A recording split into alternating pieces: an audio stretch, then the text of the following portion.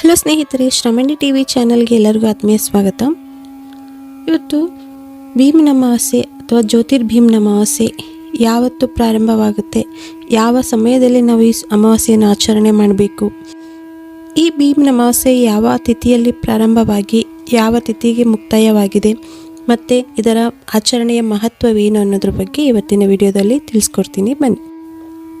ಭೀಮ್ ಅಮಾವಾಸ್ಯೆ ಅಂದರೆ ಹಿಂದೂ ಮಹಿಳೆಯರ ಪಾಲಿಗೆ ಅತ್ಯಂತ ಪವಿತ್ರ ಹಬ್ಬ.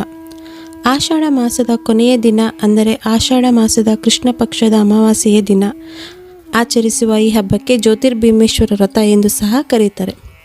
ಇದು ನಾಗರ ಅಮಾವಾಸ್ಯೆಯೂ ಹೌದು. ಅಂದರೆ ಶ್ರಾವಣ ಮಾಸದ ಪ್ರಾರಂಭದ ಮೊದಲನೆಯ ಅಮಾವಾಸ್ಯೆ ಆದ ನಂತರ ನಾಗರ ಪಂಚಮಿ ಹಬ್ಬ, ಅದಾದ ಮೇಲೆ ಹಬ್ಬಗಳ ಸಾಲುಗಳೇ ಪ್ರಾರಂಭವಾಗುತ್ತೆ. ಈ ಜ್ಯೋತಿರ್ಭೀಮ್ ಅಮಾವಾಸ್ಯೆ ಅಥವಾ ಭೀಮ್ ಅಮಾವಾಸ್ಯೆಯ ದಿನದಂದು ಶಿವ ಪಾರ್ವತಿಯರ ವಿವಾಹವಾದ ದಿನ ಎಂದು ಪುರಾಣದಲ್ಲಿ ಹೇಳಲಾಗಿದೆ. ಆದ್ದರಿಂದ ಈ ದಿನವನ್ನು ನಾವು ಶಿವ ಪಾರ್ವತಿಗೆ ಪೂಜೆಯನ್ನು ಅರ್ಪಿಸ್ತೀವಿ. ಈ ಭೀಮನ ಅಮಾವಾಸ್ಯೆಯನ್ನು ಸಂಜೀವಿನಿ ವ್ರತ ಎಂದು ಸಹ ಕರೀತಾರೆ. ಈ ಭೀಮ್ ಅಮಾವಾಸ್ಯೆ ಅಥವಾ ನಾಗರ ಅಮಾವಾಸ್ಯೆ ಈ ವರ್ಷ ಆಗಸ್ಟ್ 3ನೇ ತಾರೀಕು ಶನಿವಾರ ಮಧ್ಯಾಹ್ನ 3:51 ಪುನರ್ವಸು ನಕ್ಷತ್ರ ತಿಥಿಯಲ್ಲಿ ಆರಂಭವಾಗಿ ಆಗಸ್ಟ್ 4ನೇ ತಾರೀಕು ಭಾನುವಾರ 4:43 ಪುಷ್ಯ ನಕ್ಷತ್ರದ ತಿಥಿಯಲ್ಲಿಂದ ಮುಕ್ತಾಯವಾಗುತ್ತೆ. ಅಂದರೆ ನಾವು ಸಂಪೂರ್ಣವಾಗಿ ಭೀಮ್ ಅಮಾವಾಸ್ಯೆಯನ್ನು ನಾವು ಭಾನುವಾರ ಆಚರಣೆ ಮಾಡೋದಕ್ಕೆ ಒಳ್ಳೆಯ ದಿನ ಅಂತಲೇ ಹೇಳ್ಬೋದು.